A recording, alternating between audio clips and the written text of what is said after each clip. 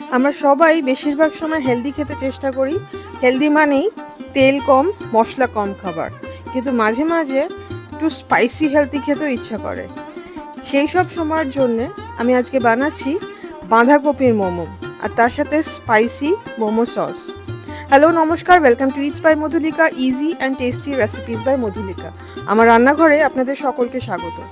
আজকে আমি বানাতে চলেছি আপনাদের সকলের জন্যে, আমার জন্যে healthy and tasty but spicy বাঁধাকপির মোমো আর মোমো সস। চলুন রান্নাটা শুরু করা যাক।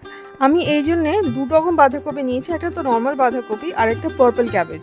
বাঁধাকপিটা একটুখানি নরম দেখে নিলেই ভালো, যদি আজকে আমাকে যে বাঁধাকপিটা এনে দিয়েছে সেটা একেবারেই শক্ত, কিন্তু আমি চেষ্টা করছি এটা দিয়ে বানাতে কোনো অসুবিধা হবে না, কিন্তু নরম হলে খুব ভালো হয়। এইভাবে বাঁধাকপির গোড়াটা কেটে নিয়ে পাতাগুলো ছাড়িয়ে নিতে হবে খুব সাবধানে, যাতে ছিঁড়ে না যায়। যতটা কম ছেড়ে ততটাই ভালো। পার্পল বাঁধাকপিটার পাতাগুলো খুব সহজেই উঠে আসছে, কারণ বাঁধাকপিটা অনেকটাই নরম ছিল, কিন্তু এমনি বাঁধাকপিটা ছাড়াতে বেশ অসুবিধাই হয়েছে। পাতার গোড়ার যে মোটা জায়গাটা সেটা কিন্তু কেটে বাদ দিতে হবে, নাহলে মুড়তে অসুবিধা হবে। পার্পল ক্যাবেজের এখনই করে নেব, আর এমনি বাঁধাকপি সিদ্ধ করার পরে করব। জলের মধ্যে 1 চা চামচ নুন দিয়ে জলটা ফুটিয়ে ক্যাবেজগুলো, বাঁধাকপিগুলো ব্লাঞ্চ করে নেব। 1 মিনিট মতো রেখে জলের মধ্যে তুলে নেব। এতে পাতাগুলো নরম হয়ে যাবে, মুড়তে সুবিধা হবে।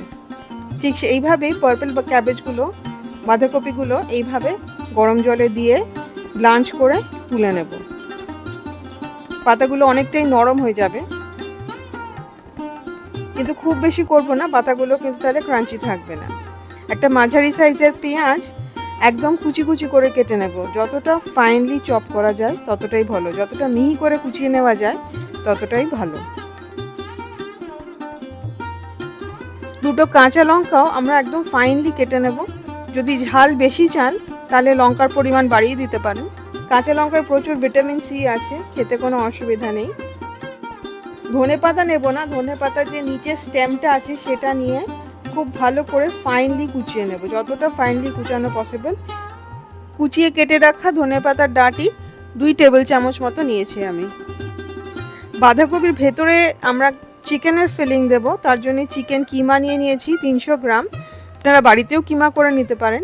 নুন দিয়ে দিয়েছি স্বাদ মতো, আমি এখানে 1 চা চামচ নুন দিয়েছি। সোয়া সস দিচ্ছি 1/2 চা চামচ। টমেটো কেচাপ দিচ্ছি 1/2 চা চামচ। গোলমরিচের গুঁড়ো 1/2 চা চামচ। পেঁয়াজ কুচিটা দিয়ে দেব।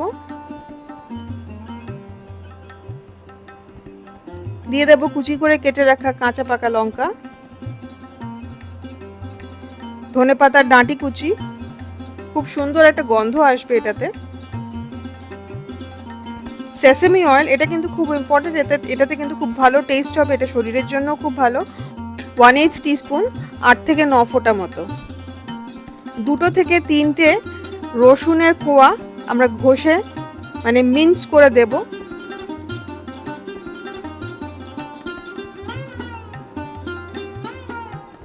খুব সুন্দর একটা গন্ধ আসবে এটাতে, এবং সঙ্গে সঙ্গে গ্রেট করে দেওয়াই ভালো। আর আদা কুচি 1/2 চা চামচ মতো আমরা এরকম ভাবে গ্রেট করে দিয়ে দেব। সঙ্গে সঙ্গে গ্রেট করে দিলে গন্ধটা খুব ভালো আসে। এছাড়া এতে দেব কর্নফ্লাওয়ার 1/2 চা চামচ, এটাতে মাংসটা বাইন্ডিং হবে খুব ভালো। আর জল দেব 2 চা চামচ, এটা খুব ইম্পর্টেন্ট, নাহলে মাংসটা একদম শক্ত হয়ে যাবে। সেটা যাতে না হয়, মাংসটার মধ্যে যাতে ময়েশ্চার থাকে, সেই জন্যই এই জলটা দেওয়া। চাইলে আপনারা যদি থাকে চিকেন স্টকও দিতে পারেন, তাহলেও কিন্তু টেস্ট খুব ভালো আসবে। খুব ভালো করে মেশাতে হবে। মেশানোর সময় এটা মনে রাখতে হবে যে খুব বেশি মাখা যাবে না, যত হালকা করে এবং যত তাড়াতাড়ি মেখে নেওয়া যায় ততটাই ভালো। মাখা হয়ে গেলে হাতে একটুখানি জল নিয়ে পুরো জিনিসটাকে এইভাবে একসাথে নিয়ে আসতে হবে। বাঁধাকপি যেটা আমরা ব্লাঞ্চ করে নিয়েছি জলের মধ্যে, সেটার এবারে ওই ডাঁটার দিকটা উঁচু যে জায়গার শক্তটা সেটা আমরা কেটে ফেলে দিলাম। একটা করে বাঁধাকপির পাতা নেব, তার মধ্যে খানিকটা মাংস রাখবো এবং এইভাবে মুড়িয়ে বাঁধাকপিটা রোল করে নেব।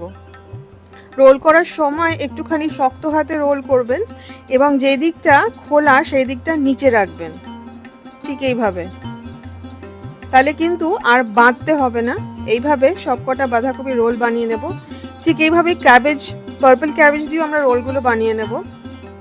মাঝখানে মাংসটা দিয়ে এইভাবে মুড়ে নিয়ে, মাংসটা দিয়ে যতটা ফার্মলি, যতটা টাইট করে মোড়া যায় ততটাই ভালো, নালে কিন্তু খুলে যেতে পারে। পার্পল বাঁধাকপিটা এমনি বাঁধাকপির থেকে অনেকটা শক্ত হয়, রান্না করতেও বেশি সময় লাগে।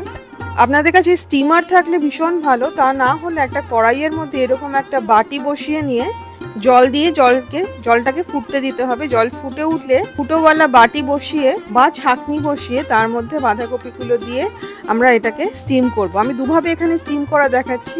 একটা তো এইভাবে সোজাসুজি বসিয়ে নিয়ে স্টিম করা, এটাকে ঢাকা দিয়ে এবারে 8 থেকে 10 মিনিট স্টিম করতে হবে। বেশি কিন্তু করবে না, তাহলে কিন্তু শক্ত হয়ে যাবে মাংসগুলো। বাঁধাকপিগুলোর মধ্যে যদি ক্রাঞ্চ চান তাহলে 8 মিনিট, এবং যদি চান একদম নরম হয়ে যাবে তাহলে 10 মিনিট স্টিম করতে হবে। আরেকভাবে একটা প্লেট স্ট্রেনারটার মধ্যে বসিয়ে দিয়ে বা ফুটোওয়ালা ঝাঁঝরি থালাটার মধ্যে বসিয়ে দিয়ে তারপরে তার মধ্যে পার্পল বাঁধাকপিগুলো দিয়ে ঢাকা দিয়ে স্টিম করব 7 মিনিট। 7 মিনিট পরে এমনি যে বাঁধাকপি রোলগুলো আছে সেইগুলো দিয়ে স্টিম করব আবার 7 থেকে 10 মিনিট। এইভাবে রান্না করলে প্লেটের মধ্যে একটা মাংসের জুস বেরিয়ে আসে, যেটা কিন্তু খেতে ভীষণই ভালো।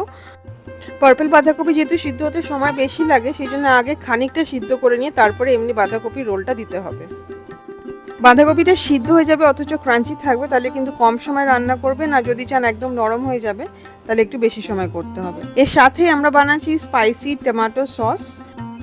দুটো মাঝারি সাইজের টমেটো নিচের দিকে ক্রিস ক্রস কাট লাগিয়ে গরম জলে দিয়ে দেব 4 কোয়া রসুন, 7টা থেকে 8টা শুকনো লঙ্কা ভালো করে ফুটিয়ে নেব।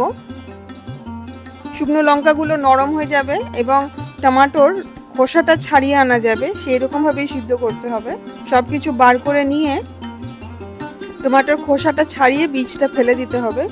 একটা কড়াইতে 1 টেবিল চামচ রিফাইন্ড অয়েল নিয়ে নিয়েছি, আমি এখানে রাইস ব্র্যান অয়েল নিয়েছি।